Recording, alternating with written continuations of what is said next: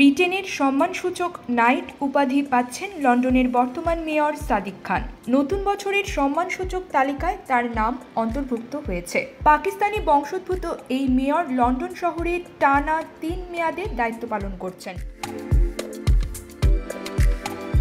সাদিক খান জানিয়েছেন, নাইটহুড উপাধি পেয়ে তিনি অত্যন্ত গর্বিত ও বিনীত।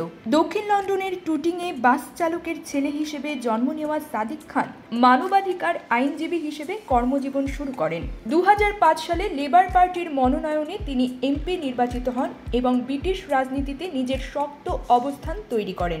২০১৬ সালে তিনি কনজারভেটিভ প্রার্থী জ্যাক গোল্ড স্মিথকে হারিয়ে লন্ডনের প্রথম মুসলিম মেয়র নির্বাচিত হন।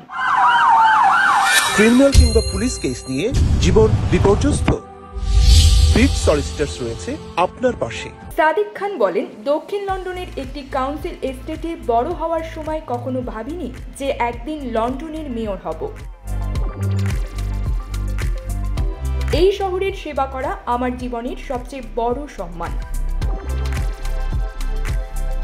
নাইটহুড তালিকায় আরও আছেন বিখ্যাত ব্রিটিশ লেখক স্টিফেন ফ্রাই এবং ইংল্যান্ড ফুটবল দলের সাবেক কোচ গ্যারেথ সাউথগেট।